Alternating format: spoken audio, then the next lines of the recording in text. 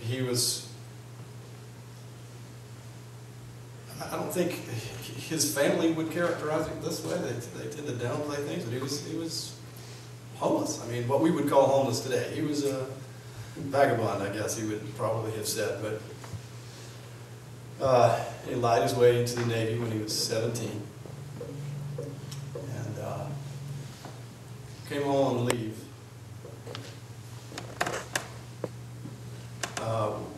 One weekend and met my mother at a party. She was 15. And they were married almost immediately. These two children who had raised themselves. Not without some help, but you know, even we awesome parents, you know, make a lot of mistakes. I mean, circumstances under which they grew up were significant. We all know, I mean, we can look at people out in the street that we come into contact with and we say, thank God I didn't have to grow up like that, or thank God that's not my particular problem. Certainly not in a judgmental way as the Pharisee did, but gratitude is legitimate. These two children met and started a life together. And it was very, very turbulent. Very turbulent. But both of them, as inconceivable as this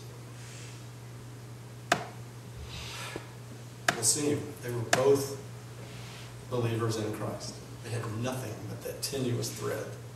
They had nothing but the crucifixion, death, and resurrection of Christ. They had nothing but that.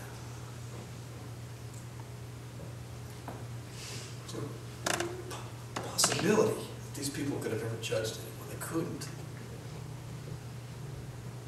That was the one thing that they had.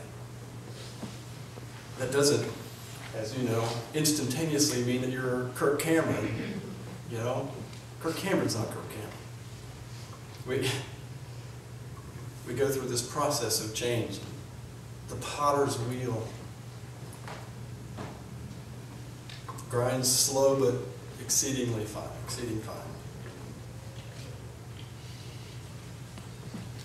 God causes change in us, but He uses a lifetime to do it. That's why we live to be 80 plus.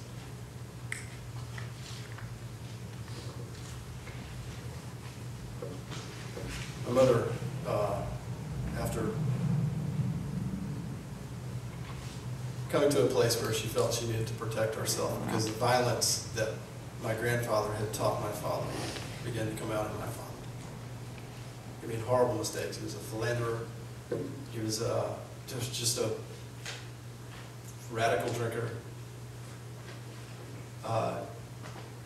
He had demons he couldn't quiet himself. And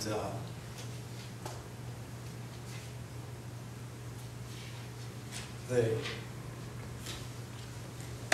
eventually ended what could arguably say needed to be ended for the safety of both of them. And for us kids, I think that was Mom's primary motivation.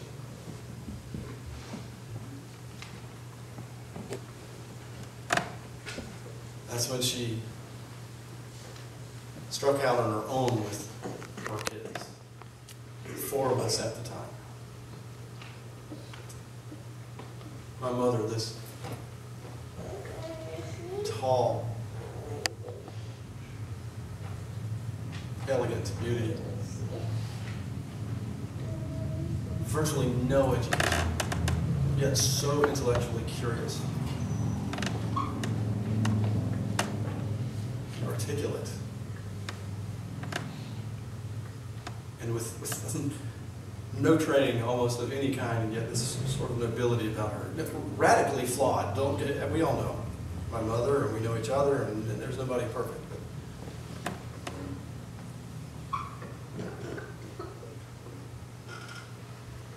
she scrubbed floors at times to feed us as she was working her way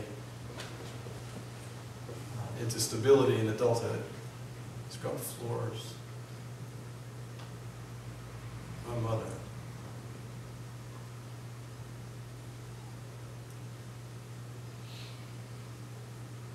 She came here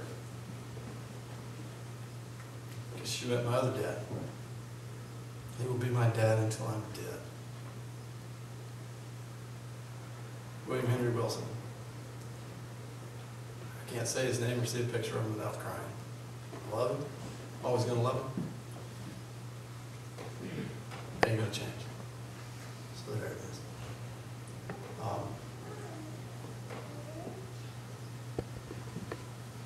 And brought her passenger with her. You don't just let that go. It doesn't go.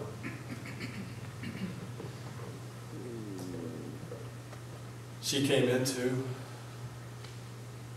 a very difficult set of circumstances herself. There is no perfect family. There's no perfect person. There's only human frailty and love between people and the best efforts that we can put together. The one thing that we have that's of any significance is the actual fact of the existence of God, and that He spun off a part of Himself, as the physics community would describe it, as energetic process, and placed Himself here among us.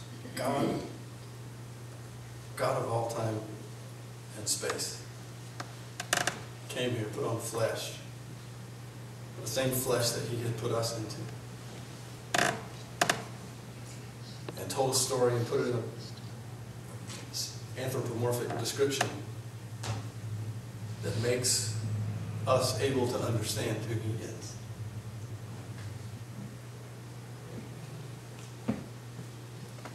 Almost a cartoon format, so that simple people can understand it.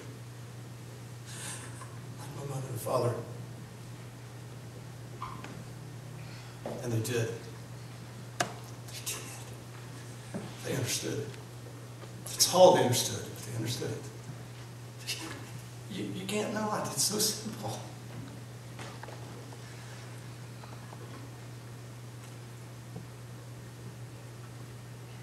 She brought her flaws with her when she came here. And my stepfather had his. They were wonderful people. And in the end, they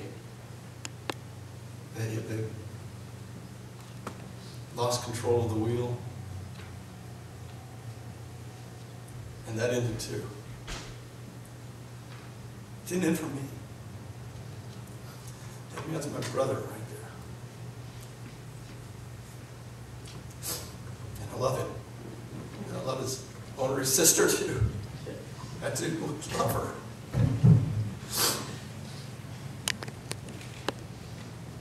Because God placed love for me, in me, for these people. He gave them to me. God didn't give them to me. Henry didn't give them to me.